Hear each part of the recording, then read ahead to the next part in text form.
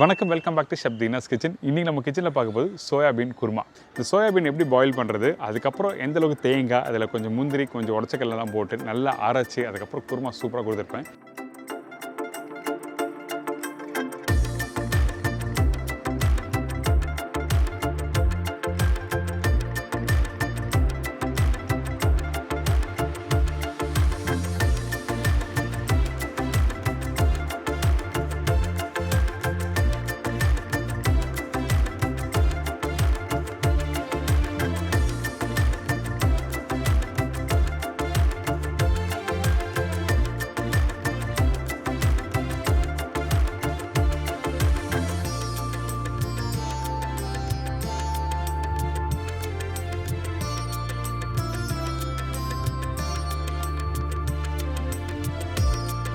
இதோட ரவா தோசை.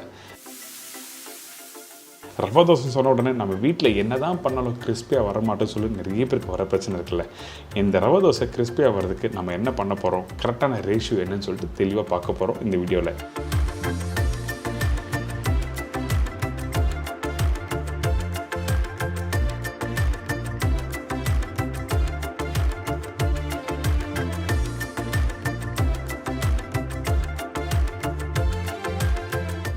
இப்போ இந்த டிஷ்ஷுக்கு தேவையான பொருட்கள் பார்த்தலாமா?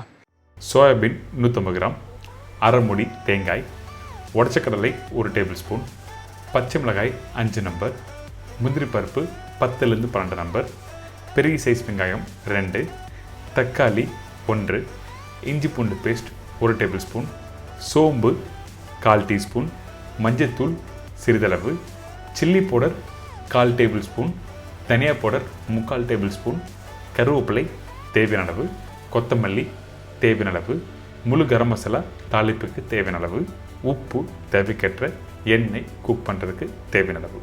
இதாங்க இந்த ப்ரிப்ரேஷன் தேவையான பொருட்கள். இந்த சோயாபீன் குருமாக்கு நம்ம என்ன பண்ணுறோம்னா, ஃபஸ்ட்டு இந்த சோயாபீன் பாயில் பண்ண போகிறோம். அதனால் நான் ஏற்கனவே ஊற வச்சு இந்த சோயாபீனை பாயில் பண்ண போகிறேன். சோயா நீங்கள் வீட்டில் ஊற வைக்கிறது எப்படி கேட்டிங்கன்னா, ஓவர் நைட், அதாவது இன்றைக்கி காலையில் நீங்கள் இந்த சோயா குருமா பண்ண போகிறீங்கன்னா நேற்று நைட்டு தண்ணியில் ஊற வச்சுருங்க. இந்த மாதிரி ஊற வச்ச பிறகு நல்லா வாஷ் பண்ணிவிட்டு அதுக்கப்புறம் இந்த குக்கரில் போட்டு வேக வைக்கிறோம். குக்கரில் வேக வைக்கும்போது தேவையான அளவுக்கு தண்ணி ஊற்றிட்டு கொஞ்சம் லைட்டாக உப்பு மஞ்சத்தூள் போட்டு நல்லா வேக வச்சுருங்க. 100% நல்லா வெந்திருக்கணும், ஆனால் மசிஞ்சு போகக்கூடாது, இது கவனத்தில் வச்சுக்கோங்க. இப்போ நல்லா வேகட்டும். அடுத்தது இந்த தேங்காய் பேஸ்ட்டை அரைச்சிடலாம். அதாவது அரை மூடி தேங்காய் சொல்லியிருக்கேன்ல, இதில் பச்சை மிளகாய், அதுக்கப்புறம் உடச்சக்கடலை, முந்திரி பருப்பு இதெல்லாம் போட்டு நல்லா அரைக்கிறோம். இந்த அரைக்கிற பக்குவம் ரொம்ப இம்பார்ட்டன்ட். குருமாக்கு நார்மலாக எப்படி அரைப்போம் கேட்டிங்கன்னா, நம்ம கொஞ்சம் லைட்டாக குறக்குறோம் அரைப்போம். ஆனால் இந்த பேஸ்ட் வந்து ஃபைன் பேஸ்ட்டாக அரைச்சிருப்போம். பாருங்கள் எப்படி பண்ணுறது பார்ப்போம்.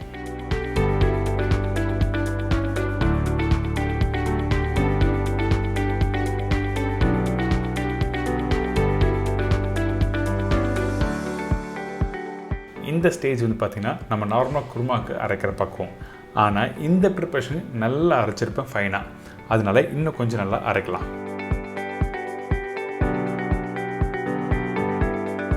பார்த்தீங்களா, இப்போ ரெடி ஆகிடுச்சா? இந்த மாதிரி தான் ஃபைன் பேஸ்ட்டை அரைச்சிருக்கணும். இந்த அரைச்ச பேஸ்ட்டை அப்படி இன்னொரு பவுலில் மாற்றி வச்சுருங்க. எப்போவுமே நீங்கள் வீட்டில் ஒரு ப்ரிப்பரேஷன் பண்ணும்போது இந்த மாதிரி சின்ன சின்ன மிஷன்லாம் ரெடி பண்ணி வச்சுட்டு நம்ம பண்ணும்போது ஈஸியாக இருக்கும். அப்போ தான் அந்த தாளிப்பு போடும்போது மசாலா போடும்போது ஃபோக்கஸ் கரெக்டாக அதில் ஃபோக்கஸ் பண்ண முடியும், ப்ரிப்பரேஷன் நல்லா வரும். இப்போ நம்ம என்ன பண்ணுறோம், இந்த மஞ்சத்தில் கொஞ்சம் எண்ணெய், சோம்பு, பட்டை, லவங்கம், ஏலக்காய் தாளிப்பை போட்ட பிறகு ரஃப்பாக கட் பண்ணி வச்சுருக்க இந்த வெங்காயம், பச்சை மிளகாய் இதெல்லாம் போட்ட பிறகு லைட்டாக வதங்கணும். வதங்குற பக்குவம் என்னென்னா, ஒரு 50% வதங்கினா மட்டும் போதும், ரொம்ப அதிகமாக வதங்க வேண்டாம்.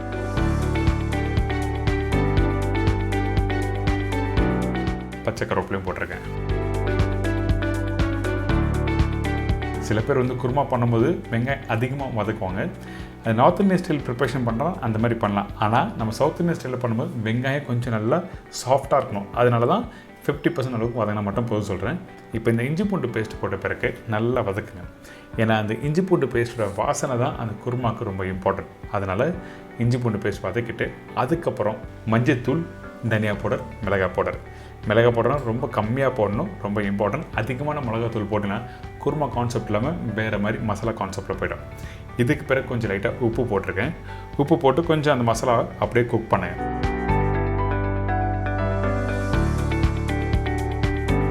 இந்த இடத்துல ரஃபாக கட் பண்ணி வச்சுருக்க தக்காளியை போடுறோம். அதே டைமில் கொஞ்சம் தண்ணி ஊற்றி நல்லா பாயில் பண்ணுறோம். குருமாவை பொறுத்த வரைக்கும் நீங்கள் எப்போவுமே வந்து தொக்கு மாதிரி ஆகக்கூடாது, நல்லா பாயில் ஆகணும். அப்போ தான் உங்களுக்கு வந்து இந்த டெக்ஸ்சர் கொடுக்கும். கொஞ்சம் கொத்தமல்லியும் இப்போ போட்டிருக்கோம்.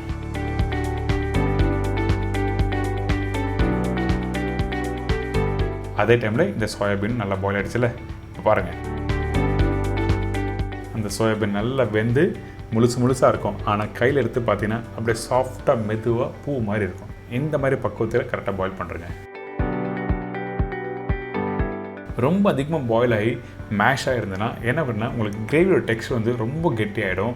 சம்டைம் நீங்கள் குக் பண்ணி முடிச்ச அடுத்த 10 நிமிஷத்துலேயே கிரேவி திக் ஆகிடும். அதனால தான் இந்த மாதிரி பாயில் பண்ண சொல்கிறேன். இப்போ இந்த மசாலா ரெடி ஆகிடுச்சு. இதுக்கப்புறம் அரைச்சி வச்சுருக்க இந்த தேங்காய் பேஸ்ட்டு இதில் போடுறோம். இந்த தேங்காய் பேஸ்ட் போட்ட பிறகு குக் பண்ணணும் ஃபஸ்ட்டு. அதுக்கு பிறகு தான் அந்த சோயாவில் ஆட் பண்ண போகிறோம். இந்த தேங்காய் குக் பண்ணி வரதுக்கு குறைஞ்சபட்சம் ஒரு 10 நிமிஷம் டைம் எடுக்கும். அதனால் நல்லா குக் பண்ணுங்கள். கொஞ்சம் லைட்டாக மேலே ஆயில் வர மாதிரி இருக்கும். அதாவது ஆயில் கொஞ்சம் எக்ஸஸாக இருந்ததுன்னா அந்த டைமில் வரும். அப்படிலாம் லைட்டாக பபுள்ஸ் வரும். அந்த பச்சை வாசனை போன பிறகு நம்ம என்ன பண்ணுறோன்னா அந்த சோயாவில் போட போகிறோம்.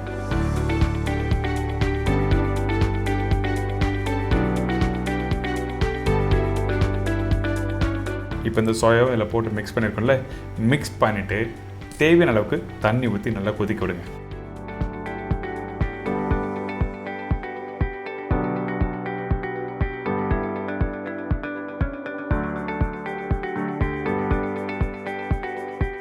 வாசனைக்காக அந்த கொத்தமல்லியில் நல்லா தாராளமாக போடுங்க.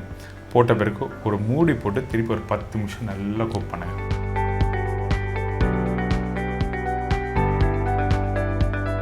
இப்போ ஓப்பன் பண்ணி எடுத்திங்கன்னா அந்த குருமா வாசனை அந்த அளவுக்கு சூப்பராக இருக்கும். அவங்க வீட்டில் எல்லோரும் கேட்பாங்க, என்ன மாதிரி ஸ்டைல் குருமா பண்ணியிருக்கீங்க, அல்டிமேட்டாக நம்ம குருமா. நிறைய பேர் வீட்டில் குருமா பண்ணும்போது என்ன பண்ணால் அந்த தேங்காய் ஒன்று அதிகமாக போட்டுருவாங்க, அப்படி இல்லைனா தேங்காய் ரொம்ப கம்மியாக போடுவாங்க. அந்த தேங்காய் அதுக்கப்புறம் மெயினாக யூஸ் பண்ணுற அந்த இன்க்ரீடியன்ஸும் ஒன்றும் கரெக்டான டெக்ஸ்சர் வராது.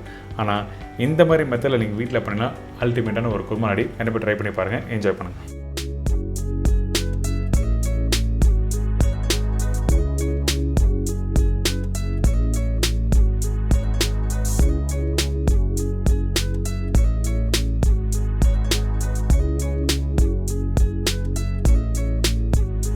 இதை தொடர்ந்து ரவா தோசை.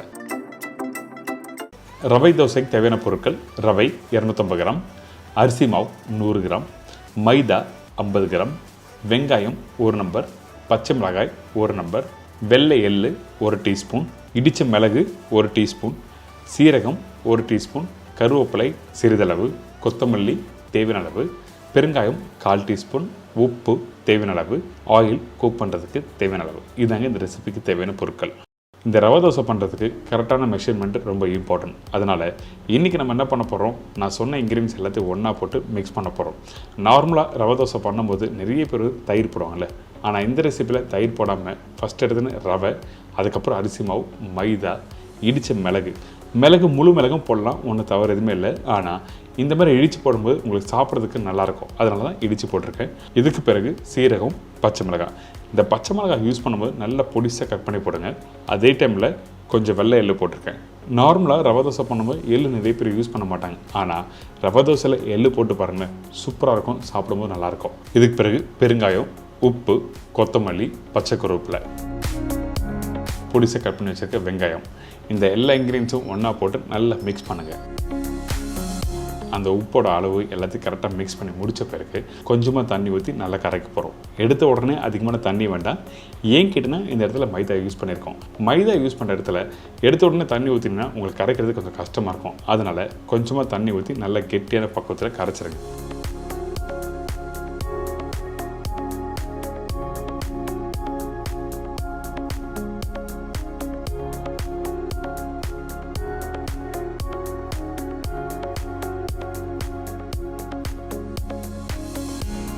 இந்த மாதிரி நல்லா கரைச்சிருங்க. அதுக்கு பிறகு தேவையான அளவுக்கு தண்ணி ஊற்றுறோம். நான் தண்ணி ஊற்றுற பக்கம் என்ன கேட்டிங்கன்னா, உங்களுக்கு தின்னாக இருக்கணும் பேட்டர். கரண்டிலையோ இல்லை ஒரு டம்ளர்லையோ எடுத்திங்கன்னா நல்லா தின்னாக இறங்கணும். அந்த அளவுக்கு தேவையான அளவுக்கு தண்ணி ஊற்றி எடுத்திங்கன்னா இந்த மாதிரி பேட்டர் ரெடியாக இருக்கும்.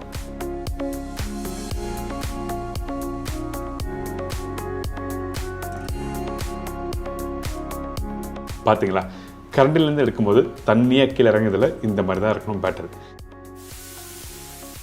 இதுக்கு பிறகு இந்த தோசைக்கல்லை ஃபஸ்ட்டு சீசன் பண்ணணும். அதனால் கொஞ்சமாக எண்ணெய் ஊற்றி வெங்காயம் போட்டு நல்லா தேய்ச்சிருங்க. தேய்ச்ச பிறகு ஒரு கண்டில் மாவு எடுத்துக்கங்க. எடுத்து மேலோட்டம் அப்படி ஊற்றுனீங்கன்னா அங்கங்கே ஸ்ப்ரெட் ஆகி வரும். அப்படியே பள்ளமாக ஓட்டையாக இருக்கும். அதுக்கு பிறகு கொஞ்சம் நல்லா வேகட்டும். வெந்த பிறகு அதாவது ஒரு 50 to 60% வெந்து வர டைமில் கொஞ்சமாக எண்ணெய் அப்படிலாம் நெய் நீங்கள் போடலாம். போட்ட பிறகு திருப்பியும் ஒரு செகண்ட் நல்லா வேகட்டும். அதுக்கு பிறகு நல்லா கிறிஸ்பியாக வேணும்னு நினச்சிங்கன்னா அந்த டைமில் அந்த மேலே இருக்க மாவை நல்லா அப்படி அழுத்தி தேய்க்கணும்.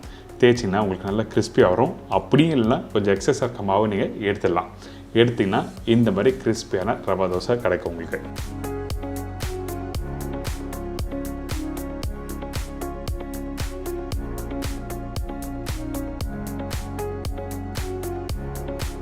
நான் இன்னொரு ரவா தோசை பண்ணி காமிக்கிறேன். அப்போ தான் உங்களுக்கு புரியும் எப்படி பண்ணுறதுன்னு.